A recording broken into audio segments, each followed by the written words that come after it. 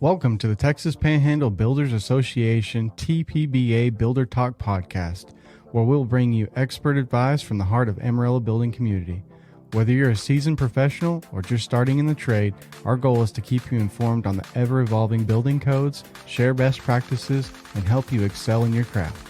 From innovative design ideas to smart material selections and everything in between, we're here to support you in every aspect of home building. Each episode, we'll dive into the topics that matter most to builders, contractors, and industry professionals, ensuring that you stay ahead of the curve in this rapidly changing landscape. Our discussions are shaped by the experiences and knowledges of our hosts and guests, providing you valuable perspectives that you can apply directly to your work. The views and the opinions expressed are those of the hosts and the guests and may not always reflect the most up-to-date or accurate information. Let's build something great together, one conversation at a time. Welcome back to the TPBA Builder Talk podcast. I'm your host, Jordan Dugan with Caprock Design Build, along with my co-hosts, Chance Lusk with Covenant Homes. Joel Rafton, For the Duration Homes, Glacier. Ben Hardesty with Southwest Sales. So we've got a topic today, energy efficiency, right? Let's not put everybody to sleep. Let's keep this exciting. We're going to direct this one to the homeowners out there. So you guys are listening. We want to help educate and describe what truly is an energy efficient home outside of the sales tactic of just buying something that's energy efficiency because it says it's energy efficient. What are the key differentiators? Did I say that right? Sure. And so let's start it off. I can start it off. If you have a home that you know it's not energy efficient, there's one key element there. How many times do you go by and grab a handful of dust off the furniture once a week, once every third day? It's because your house is a leaker. Mm-hmm. Seriously, it's leaking bad. And since we live in somewhat of a dusty environment, you can just look right on there and see that you have a leaky house. There is ways to test for leaky houses, either new and or used. And it's a pretty easy test. You don't have to tear the house apart. There's a little fancy equipment, but you can make a phone call and get this equipment out there and get a test. And there's two portions of this test. There's a blower door test, and it's exactly what it sounds like. It goes on your door and it blows and sucks, and it determines how leaky your house is. So there's if you wanted to go to YouTube, you can type in blower door test and you can see how it works. Mm-hmm. We don't need to describe the details of it today, but and if your house leaks, and that's not very efficient, you can kind of check that box and say, this one's not an efficient one. So like maybe let's get into some of the metrics of it, right? Real high level. Not so high level. It's an ACH test, air change per hour, right? And they're doing it at a certain pressure. We don't need to get into the pressure, but there's a score on there, right? Sure. And there's a minimum score we have to have by code. And then at what point would we consider the house actually energy efficient? Yeah. Right. So for depending on where you're at in the state of Texas and climate zone that you're in, you're either a 5 ACH 50 or a 3 ACH 50, meaning that you would have 5 total air changes in 1 hour or 3 total air changes in 1 hour. And that's a big improvement over our historically built houses, right? That might be 7 or 11 changes per hour. So what's that really mean to the customer? I mean, what am I hearing you say? Changes per hour. Changes per hour. So that's so the air goes through. Come on. What does it mean? Total volume of air that's inside the conditioned envelope, right? Uh-huh. That total volume of air is getting completely replaced 3 times, 5 times, 7 times. Because the house is leaking. Because the house is leaking. So that's what I'm trying to say. Yeah, that's correct. And this is something that it's not necessarily just for new houses. This is if you're looking at an older home and want to get a baseline. I'm assuming you just call somebody that's got that equipment. And for sure. Then we know a get it guy. all rigged up, and we might know. Yeah, inspectors, sometimes insulators, HVAC guys. What do you think that costs? Have a guy come out and do that test. I would say usually in the ballpark of $200. Yeah, so it's not a big investment. I was thinking No. like 5 or 7, but yeah, And $200 and you would be, buyer beware. You would know what you're getting. That's a worthwhile investment for sure. for sure, even any home, if you're in the market to buy a home, whether it's an older home or a new home, it's a good idea just to know what it is. Sure. Realtor's not going to be able to tell you that. No. On a new home, they should be able to tell you because it's in at least in the city. In the city. You're required to do this test, and it will be a building safety. They'll have it as a record, or someone will have it as a record. Sure, they'll to get the CFO, the certificate of occupancy for somebody to move into it, they should be below a three air change per hour score. Sure. Yeah, a used house that wouldn't be anywhere. But even on somebody that's currently in their house and not planning on moving, they can do it. And there's a lot of practices that they can do to help tighten that up and Sure. would dramatically improve the energy efficiency of the house that are really cost effective. I don't know if you want to get into any of those techniques or ways that a homeowner. Weather stripping. Yeah. Even weather stripping is huge. Yeah, weather stripping around doors, changing that out, maybe recaulking around For windows. sure, definitely reclocking windows. Especially if you've had, old windows are typically more leaky. Old aluminum windows are just leaky by nature. But a lot of people think, oh, I just got brand new windows. That means I automatically have, a better, less leaky windows. And most of those are installed inside the cavity. And the only thing, retrofits. the retrofits being installed inside of a cavity, not like the old ones where they had a flange on the outside. And so really the only thing keeping the air out or in is the caulking on both sides. And if you're not going around and looking at that, throughout the year or every, couple of years, you could have significant failure in those. That's an interesting short topic to bring up. Is I don't think most homeowners understand the difference between a window that was installed in the house originally and a replacement window. Yeah, retrofit. Right. One's integrated into the building envelope, and that would be a new construction. The way they're installed was with a flange or they're inset into a window frame. A retrofit or a replacement window, they cut your old window out and basically just glue and silicone a new one in there. Yeah. Caulking is your only line of defense. It is. And the installation of that's pretty critical on how efficient that window can be. So you could have what's rated as It probably is a super window. Yeah, it could be. The window itself isn't leaking. It's the caulking. Yeah. So you have to be on that. It's a maintenance issue. For sure. Maintenance and installation. But yeah, I think a lot of homeowners don't realize that's what a replacement window is. And different types of windows inherently are leakier than others, right? If you're going to go out and buy a double hung window that has, can essentially operate two different ways and the whole thing kind of slides up and down, that's inherently more leaky than even a casement window or a European tilt turn window or something that has a latching mechanism that really sucks it in tight. It has its own weather stripping that kind of pulls it tight like a door. So there's just better windows out there for, air leakage, and the windows have air leakage factors as well on them. It's not just you can actually see those numbers. Like what is your air leakage? What's an air leakage on this window that I'm thinking about buying? And when you're looking at energy efficiency of your windows, it's not just the U factor of how well they perform thermally, but also how leaky are they, because those are both, kind of the two big pieces of energy efficiency is air leakage and a thermal capacity. Absolutely.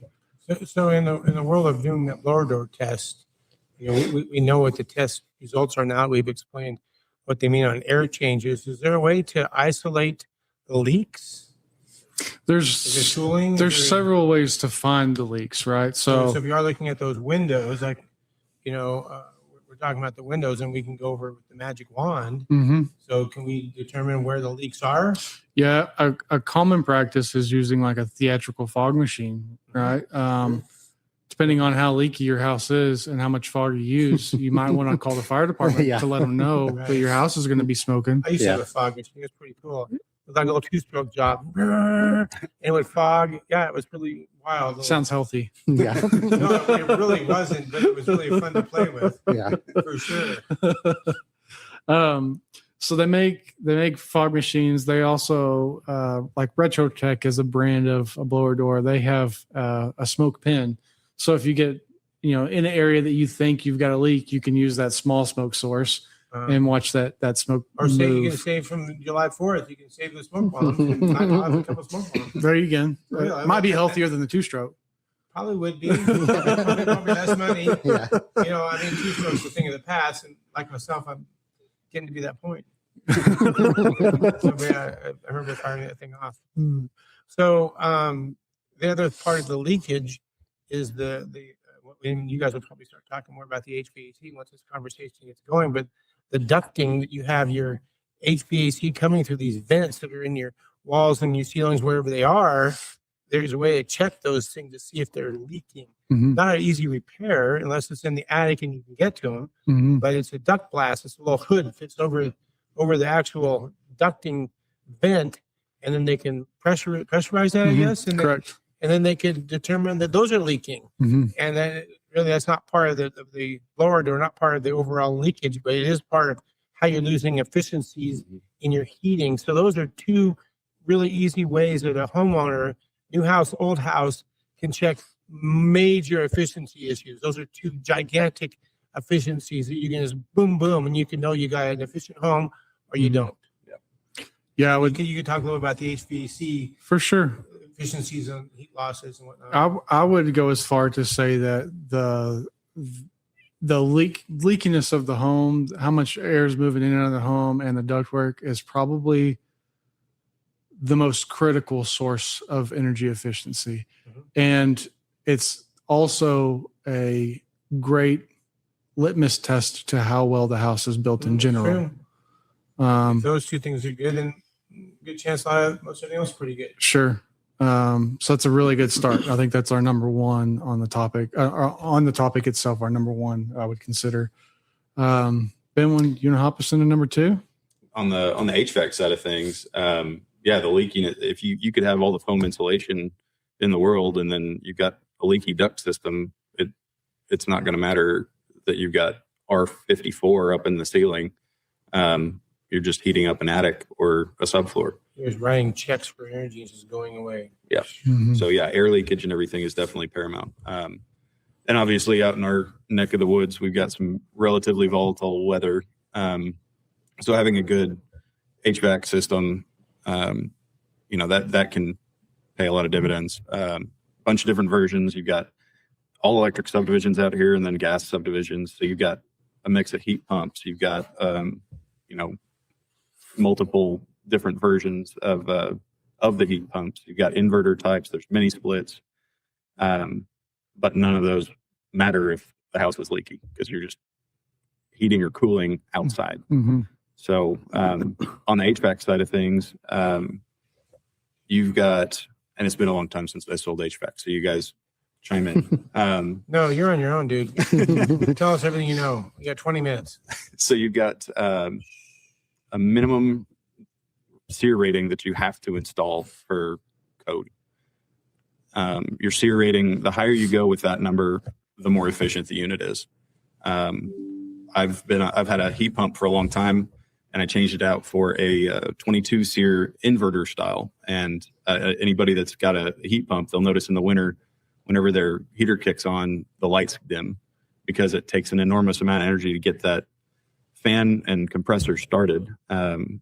This 85 speed one that I have, it ramps up really slowly. It's really quiet. So there's other things that you actually get with that because your outdoor unit on a traditional heat pump, they can be pretty noisy. Ours is relatively close to our patio and we don't even notice it when it's on. So if I'm a homeowner, being I didn't understand anything you just said, but it was really cool.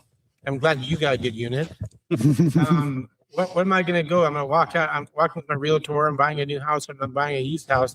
Where am I going to look at? I'm going to look at the furnace, the outdoor unit. What am I going to do then? Google those part numbers. That would be a good place to start. There's a rating label on all these classified as appliances, same as water heaters and other appliances. It'll have a data plate on there. It'll tell you how many BTUs it is, which it indicates how much effectively heating and cooling power it has. It'll break down efficiency. So there's a lot of data that you can pull as just a homeowner that doesn't have any. So like in layman's terms, the BTU on it would be like let's put it into car terms. The BTU would be like how many horsepower this thing has. The SEER rating would be like how many miles per gallon it gets. So SEER stands for Seasonal Energy Efficiency Rating. Yes, that sounds right. I think that's correct. And it's the efficiency rating of that unit throughout the seasons.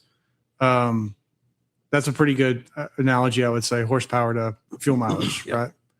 If you're buying a house and you're getting an inspection done by a standard home inspector, they're typically providing you all of that information. Assuming they can tell what it is, they're telling you all of the model numbers and of all that equipment. They're telling you the SEER rating of that equipment. So you can actually look at it and tell without having to go out and try to figure out where the stuff is on on your outdoor unit, on your indoor unit. Mm-hmm. You have the ability to get some of that information and go look it up and see how it is. A lot of people just look at how old is this equipment and how long is it going to last before I have to replace it. Yeah, felt pin mark installed in 23. Yeah. Mm-hmm. And a lot of people will just look at that and they'll go, oh, this thing's, 20 years old. It's not going to make it much longer. But what's the first thing that they do whenever they need it replaced? Most of the time they're just going, what's the cheapest equipment I can get from the cheapest contractor I can get it from? Mm-hmm. And while that, that's one way to look at it, you could have had a really good 90%, 95% unit, and now you're dropping down to something different. Or you had a 20 SEER or 22 SEER, and now you're actually getting something lower than that because that's not the requirement. That's not the lowest minimum for that. So a lot of people, they don't ever even know what they're getting when they're purchasing. So that's not even just a question if you're buying a new house or something. It's like, if you're looking at HVAC equipment for your house, those things do matter. They're not just random numbers that get associated with this equipment. They do mean something, and they tell you how efficient is that equipment. How much money is it going to cost you to run it to heat and cool your house, which you're doing all the time. Yep. Yeah, I think a lot of those numbers, the ratings, the BTUs, a lot of those will equate more to the comfort of the home than they probably will the efficiency of the home. A higher performing piece of equipment, a higher end piece of equipment, let's say a variable refrigerant flow with a variable speed fan.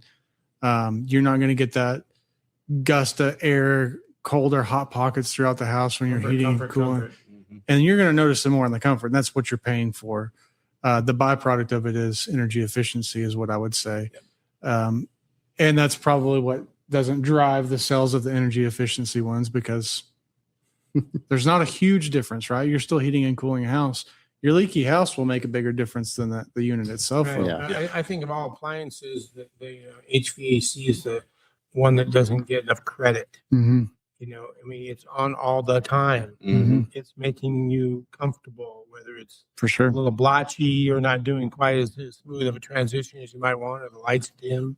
Or noisy. But aside from that, it's your main thing. For sure. The water, gosh, I wish it was warmer. Let's turn the thermostat up. Let's buy a new water heater. But the furnace is the mainstay piece of appliance. It's the most important one there that gets no credit. Yeah. It gets no love. But pay attention. Give it some love. I mean, it is one of your the most main piece of equipment as far as appliances go. I mean, you're going to go through 2 ranges or 10 microwaves by the time you dive into your furnace. Mm-hmm. Yep.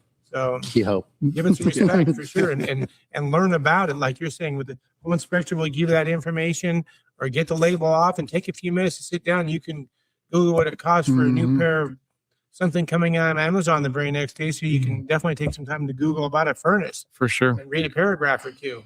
I think on the HVAC side,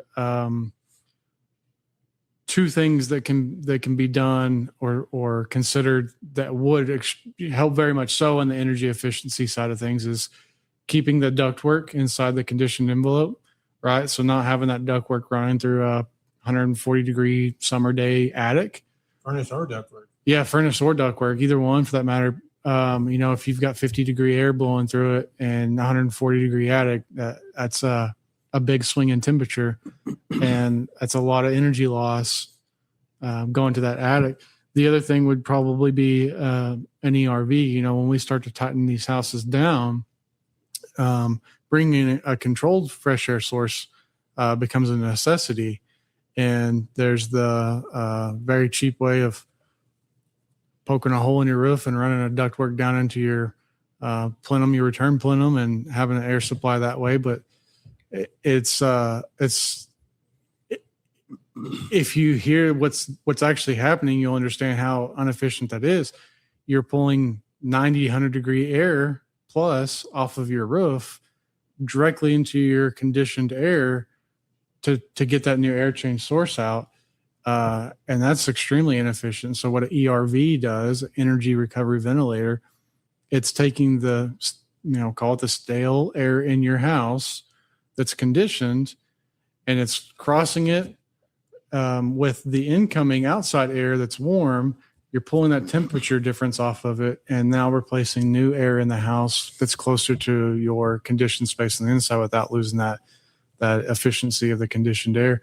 And those are two things I think that would probably make a bigger difference on the energy efficiency than the units themselves.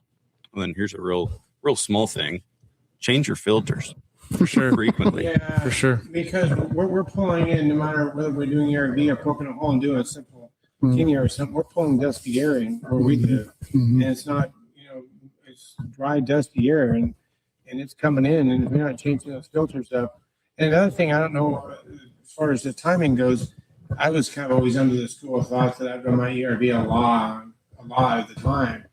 Yeah, well, not so much now with what's going on with as much dust is coming. I'm thinking damper it down to a lot less time per day than I would have normally thought, being that you're living in this environment. Mhm. I noticed on all the homes that we built that we are going back and put some timers on some of these ERVs and, running them less Mhm.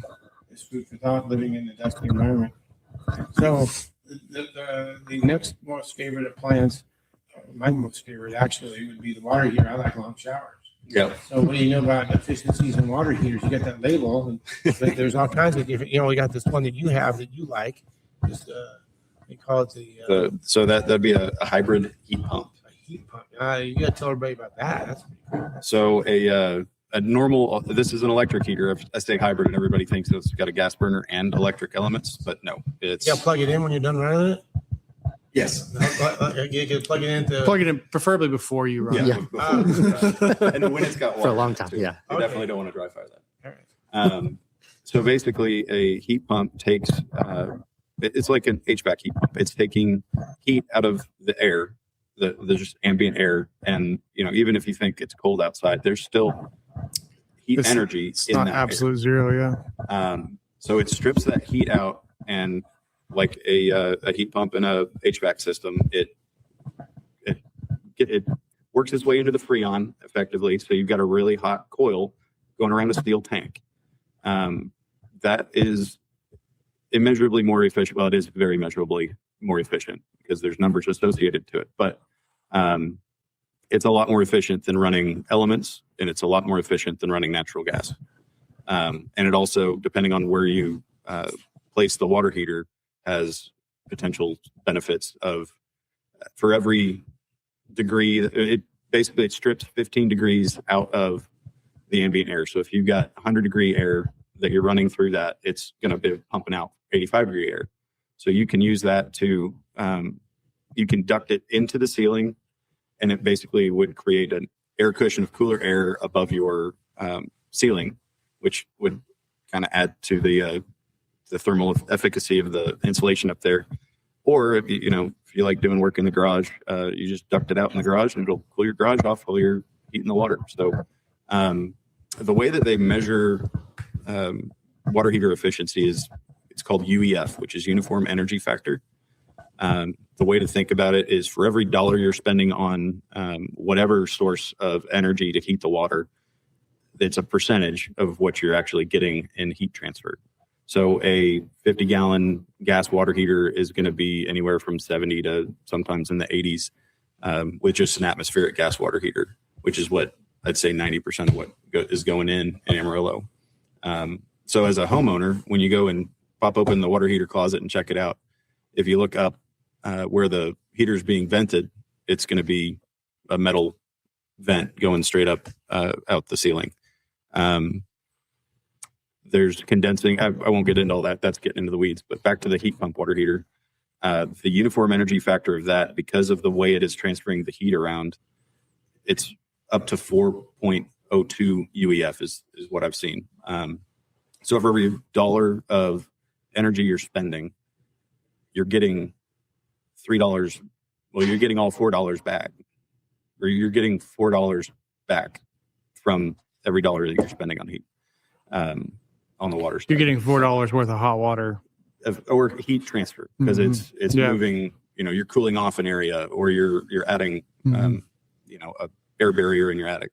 So those are pretty trick. There's legislation in right now that those are going to be mandated for electric water heaters through the Department of Energy starting in 2029.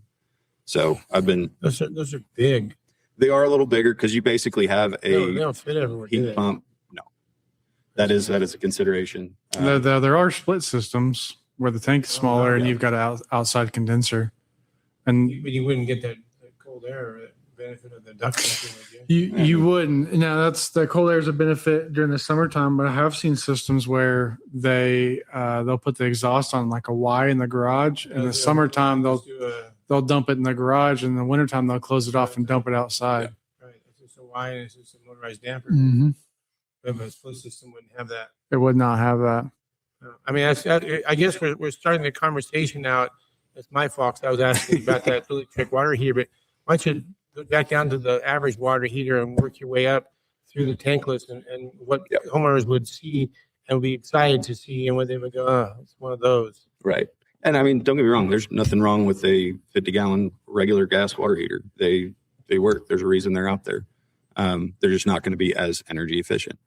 You can step it up to a tankless. They make condensing and non-condensing versions of those. What's that mean? So in a condensing water heater, you've got two stages. You've got one stage where the water is being heated by a burner. And then the secondary stage is being cooled by the exhaust from said burner. So the condensation happens whenever the exhaust gas is cool. And for these systems, you have to have a drain line because the condensate is slightly acidic. So a little bit more complex of a install. That's a tankless. That's the tankless, yes. And they have condensing tank units as well. Similar deal, you've got a multiple pass through the tank of water where your exhaust gases are going to cool off and any moisture in that is going to drop out. Like whenever you start your vehicle and you notice it's dripping water out the tailpipe, that's actually a sign of very healthy combustion. So that means you're using more of the dollar of energy that you're putting into this unit because that exhaust is also helping to heat the water. Wow, I thought water heaters were simpler than that. And the other energy efficient part of those is you're only heating water when you're using it.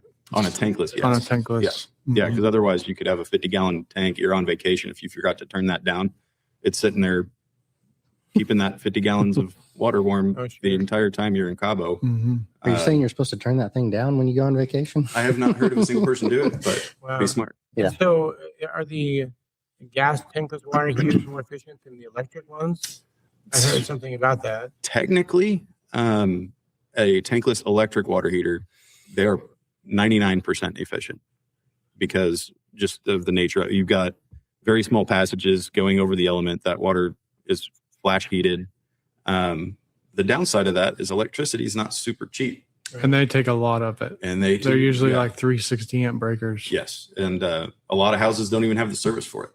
The other downside to the electric tankless is they work really well on like our warmer coastal cities, Florida, South Texas, California. They'll mount them on the outside of the house even. Oh, for sure. But their groundwater doesn't get near as cold as ours does. And so their delta or their overall change from where they are to where they need it to be, they're heating the water 15 to 20 degrees. Whereas here we're getting, into the high 30s, low 40s on our ground temperature in the wintertime, and those electric struggle with it. Mm-hmm. Yeah, our average. Whenever you want to look into the gas, Oh, 360 definitely. amp breakers. That's a big stuff. It's a And lot. a lot of wire. You can hear that thing standing up. Yeah. I mean, I feel like they operate quietly. Like it's not a noise thing, but you're spending money on breakers, you're spending money on wire, and your electric bill is going to see it. Compared, If you like taking long showers, not ideal. no. That's why I started with, so that's not for me. And I think there's areas in the country that it definitely makes sense. Warmer climates with higher gas costs. We're kind of the opposite, where we've got a very cold climate in the winter here and very low gas costs. So usually, if you're going to go the tankless route, gas is the option to opt for. For Electric is if you have no way to vent the gas. You're stuck in a closet in the basement in a corner, and you're like, how much to vent this gas? Tankless, I guess, will go electric. Yeah. And at that point, it's probably worth, if you've got the space for it, going with a heat pump. Yep. Because that will keep up. Heat pump won't have an issue delivering hot water. Oh, and real quick, back to the heat pump. Sorry, all over the place. But the heat pump, there's multiple models, multiple different brands, but it does still have elements like a standard electric tank. And there's modes on these things where you can switch it to where if you want to have heat pump only, that's going to be the most efficient. Mm-hmm. But if you've got a bunch of people coming over and staying for the holidays, you can put it into a mode where it'll act like a normal electric water heater. So your recovery is not going to be any different.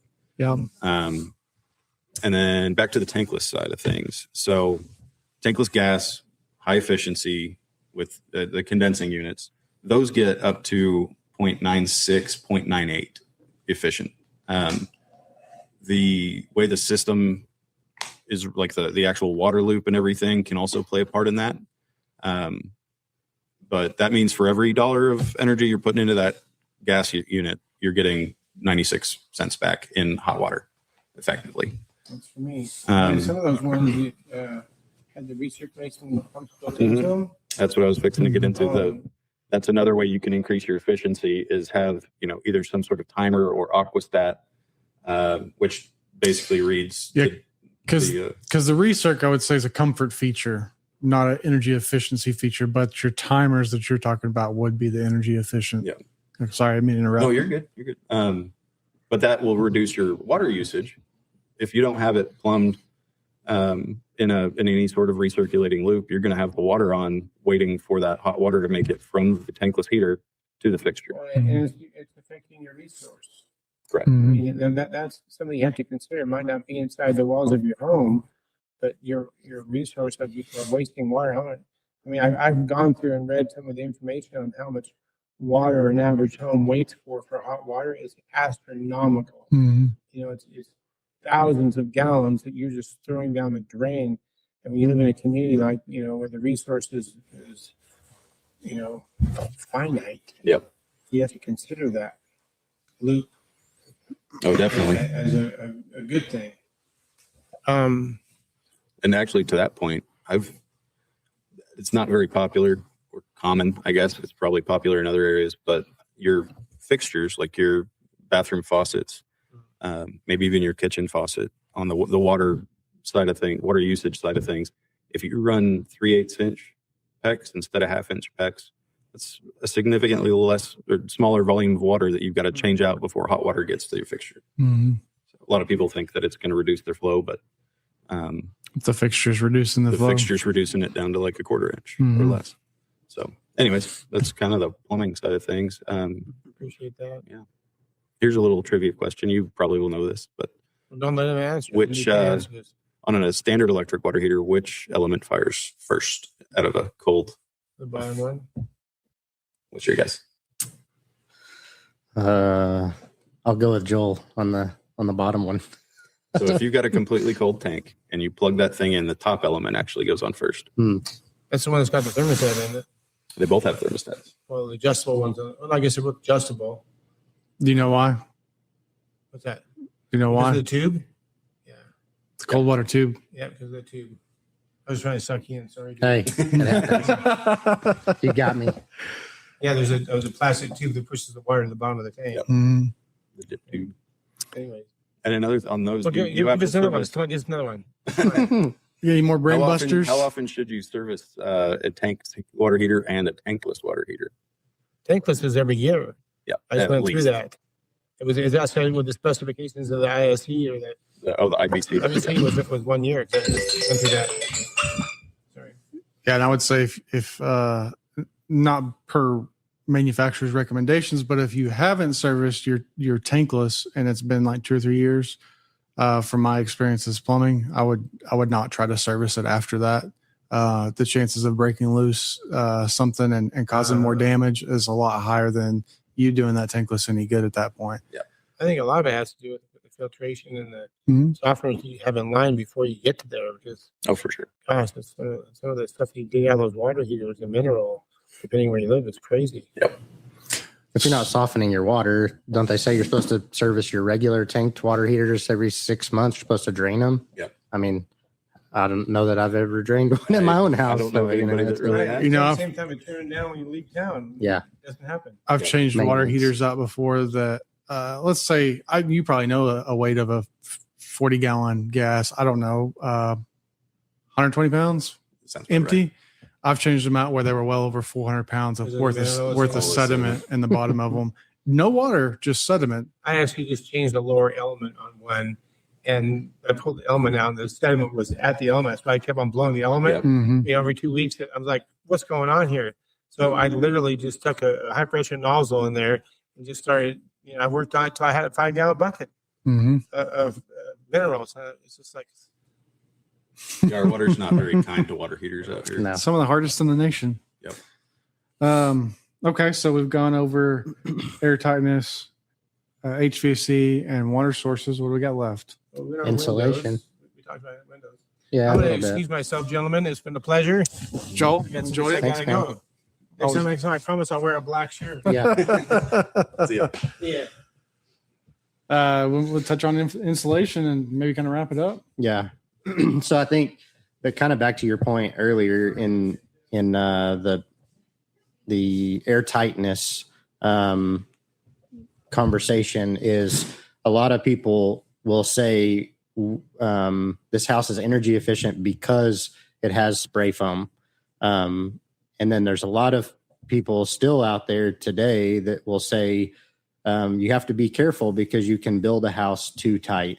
So before I jump into energy or the insulation piece of that, what's you guys' thought on when that rebuttal comes from somebody of like, oh, aren't you going to build a house that's too tight?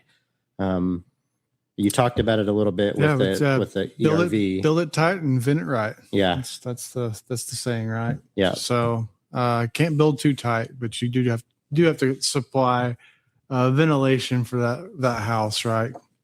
Making sure we're getting the stale air out, fresh air back in, filtered preferably, conditioned preferably. Yeah. Which are all aspects of the ERV that you talked about, which I think is important that most homes in our area do not have ERVs. Most new homes in our area being built do not have ERVs in them. So as homes get, I'd say, accidentally a little tighter using things like zip sheathing and using spray foam and those things, there is a concern that those things are being built in a way that might actually cause a problem if there's not any consideration for ventilating them properly.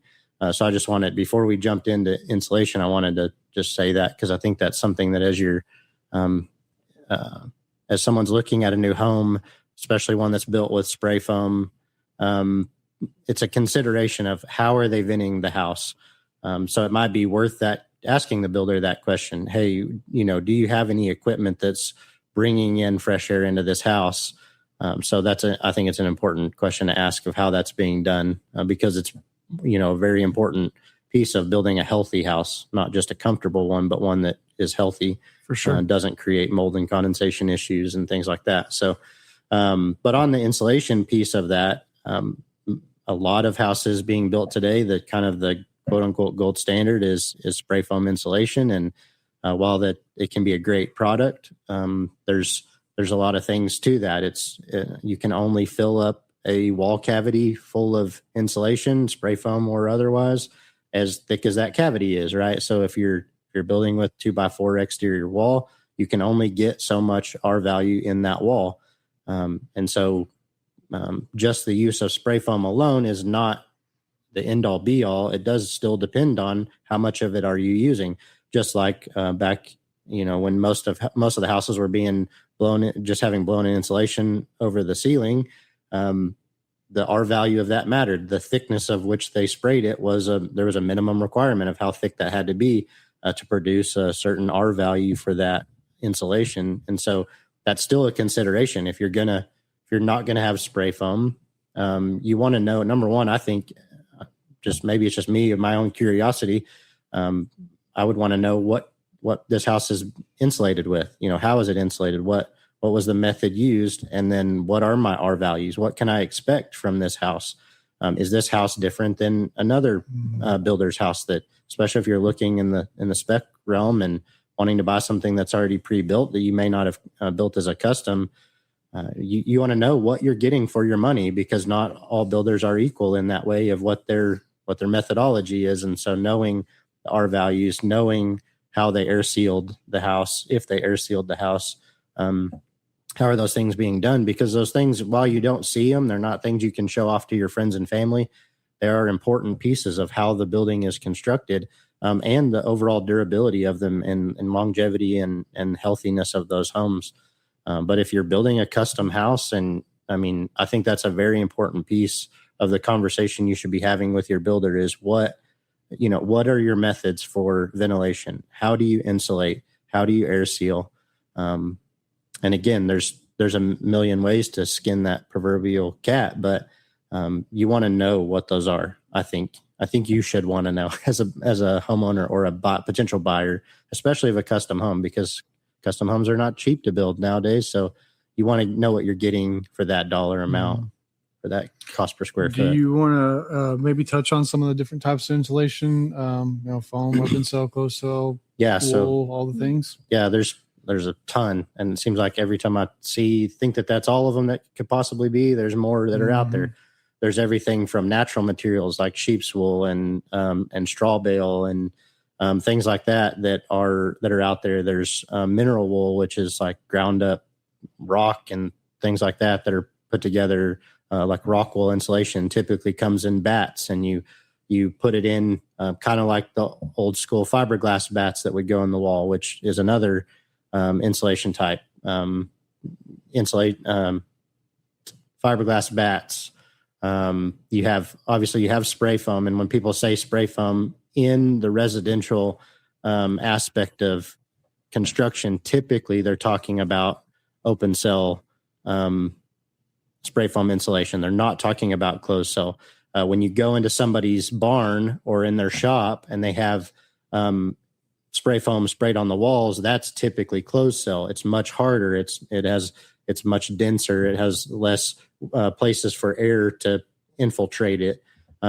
It's also more of an air seal than open cell is. So not only is it preventing the thermal exchange, but it's also not allowing as much air to move through there or moisture to move through there. So most of the time when you're talking in residential homes, it's mostly open cell spray foam, but there are builders that will do a combination of the two. They'll do some closed cell with some open cell because closed cell while it's more expensive, it also produces a higher R value per inch than open cell does. So there's a lot of things to consider in that, and there's a lot of pieces. But again, I think it's just important that you go back to, okay, if I'm having a conversation thinking about building a new house, everyone that you're interviewing to build that house for you, you want to ask them that question of, what is your method for insulating houses? Do you have a typical method? Is every house completely different? Is it person dependent? Because we've had clients that are very specific about what they want insulation wise. And then a lot that say, I don't care as long as it's what it needs to be, or it meets the minimum standard, which is a whole nother conversation of what the minimum standard is. But we have to follow certain things, especially as builders. We're building to a code, to our code compliance. And so you want to make sure that what you're getting for your money is actually also code compliant. And when you live outside or you're building a house outside the city limits, unfortunately, there's not a lot of things you can do to protect yourself from that other than just asking the builder, talking to them, making sure you trust their means and methods to accomplish that. So another, and I wouldn't call it strategy, but another type of insulation that we hadn't touched on is like exterior insulation. Do you Oh, want to yeah. kind of go over that and what the benefits of that can be? Yeah. So there's a big push across the country to kind of mandate exterior insulation. So we're typically used to seeing insulation only in the wall cavities, in between your drywall on the inside and whatever sheet goods you have on the outside. And now there's a lot of builders across the country that are moving to not only doing that cavity insulation, but doing insulation that's on the outside of the house, whether that's a foam product, pre-manufactured sheets of foam, all the way from 1/2 inch up to 2 or 3 inches thick, to, again, mineral wool type products that are out there, rock wool, things like that, that you can attach to the outside sheathing before your brick, before your siding, before your EIFS. EIFS kind of has that, or stucco. A lot of people have those two things. EIFS is like a foam board that you put up first, and then you apply like what the stucco finish is, or a synthetic finish over the top of it. But that actually does produce some extra insulation or some extra R value on the outside. Mm-hmm. So, And it'll prevent thermal bridging. yes, it does. It does that as well, because you have a full, it's kind of like the Yeti cooler, or the cooler method, or insulated cup. You're doing that all continuously on the outside, both the sides and the top a lot of times, if you're going to use that method.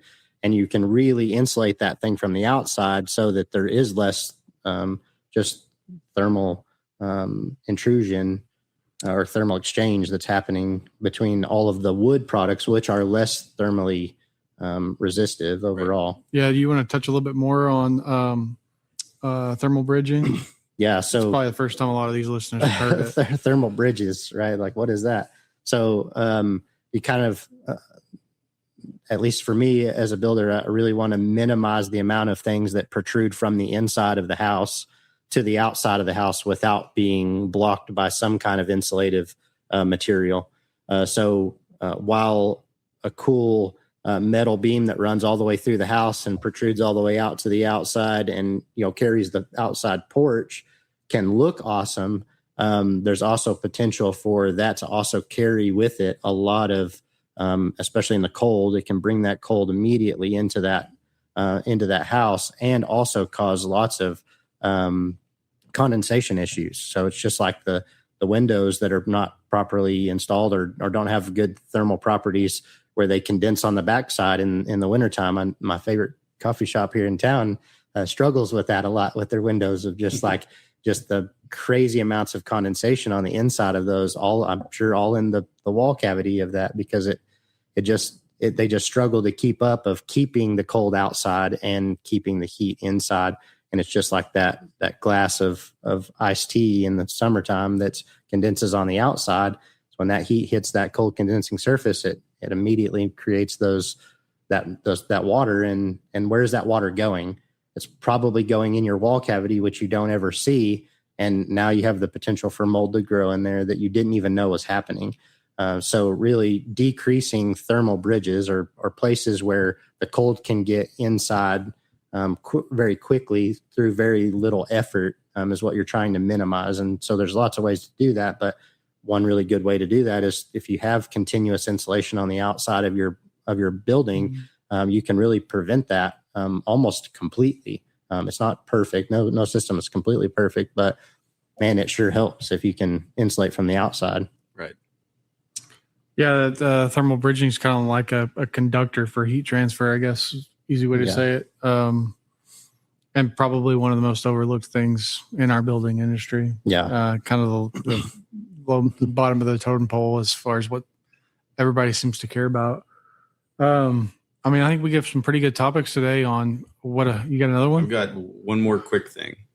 So all this stuff sounds real awesome, and you're going to have a more energy efficient house. It's not going to be as cheap, I guess, inexpensive. I can only speak to the water heaters, but like there is an actual return on investment on this stuff. Mm-hmm. I know it's a higher price to get into a more energy efficient house, but you're going to be in that house for that set payment for as long as you own it. Electricity rates, gas rates, all that stuff, that's more liable to be volatile. The water heaters in particular, the ones that I've been around, they have 10-year warranties. They cost significantly more. But you have a 10-year warranty heater that's going to use, I want to say, less than 25% of the energy of what a standard electric in that particular case. So you actually do get there's financial benefit to doing all this. And it's going to, ultimately your house is going to be worth more down the road because somebody that's, all of our listeners are going to now go check the attic to see if it's got spray foam insulation, and they're going to go check to see if it's a tankless water heater. So there's a lot of value to putting some funds into stuff that most people aren't going to notice when they walk into a house. For sure. And while the monetary payback might take a little bit of time to recoup, the durability, the health, and the comfort are instant paybacks. Right. All these features are definitely going to contribute to those three day one you move in. And I don't think durability and health is talked about in residential construction nearly enough. I think we need to shine a spotlight on that. It's typically one of the largest investments that a person's ever going to make in their life. And for it to be of poor quality and low durability and not healthy for them to live in is, it's unfortunate. Yeah. So, even if you're not interested in the maybe potential savings that you might have in the average of 7 years that you live in this house, you're definitely going to notice it with comfort and durability and healthiness. For sure. Well, and there's a lot of people that will say, like, you look at solar panels and the push there for a while of people trying to get solar and saying, well, it never makes sense. Well, yes, it doesn't make sense at all for a house that's poorly constructed and not energy efficient in the first place. It's very much a waste of a lot of money. Just to be honest. But if you're looking at it from, there's building practices of trying to build to what they call net zero, or where your house is able to essentially sustain itself, which is a pretty cool concept. Again, net payback on that may be not worth it right now until things are more expensive, till gas is more expensive. But none of these resources are going down in cost. Right. Tell me the last time that we really had a massive swing the opposite direction in our electric bill. And so until those things, continue to, unless they do go the other direction, we're going to continue to pay more money. So why not invest in that now, building something that is energy efficient, using the building practices and techniques that are in our time now, instead of doing the same thing that we've always done. It can be helpful to at least bridge that gap of, okay, solar may make sense on homes if they are to a certain efficiency level. And obviously it comes down to, how do you live in your house? Do you have, 8 kids? Do you have 1 kid? Do you have, how many people? But there's lots of factors, but I think it's still worth thinking about. Mm-hmm. Well, I think we got them all kind of covered for today's topic. Some key points out there for the listeners to know and be a little bit more educated about when buying a home, DIY on a home, what they could do to help improve the energy efficiency and live more comfortably and hopefully have a more durable house. I think that's it. You guys got anything else? That's it for me. Good. All right. Well, we have anything else we want to plug? We've got a lunch and learn coming up. Yeah, for all of the TPBA members, we've got a lunch and learn that you can go to TPBA's event section on the webpage and find. We have a lunch and learn coming up on Monday with Acme Brick. They're going to talk to us about exterior finishes and things. If you happen to be an architect and need some AIA credits, they're offering those as well for this training, and it's free. Just sign up through the TPBA website and come eat some good lunch at Crush and enjoy some good conversation about building practices. For sure. And keep an eye out on the calendar, because this is something that we want to continue to do. It's actually put through our Building Futures Committee. That's the committee that puts this podcast on. And so keep an eye on that calendar. We'll have upcoming events, more lunch and learns, maybe coffees in the morning and bring in guest speakers and talk about building practices and products and techniques. Ben, you got anything else? Any other events? Not that we got the clay shoots coming up July 17th. Yep. Anybody needs a team. And then Wing Wars is September. It's on the events page. Yeah. It's in the month of September. Yes. Yeah. So those are 2 big events that we got going for the rest of the year at the TPBA. So Cool. Well, thanks for turning into the TPBA Builder Talk podcast, and we'll see you next time. Thanks, guys.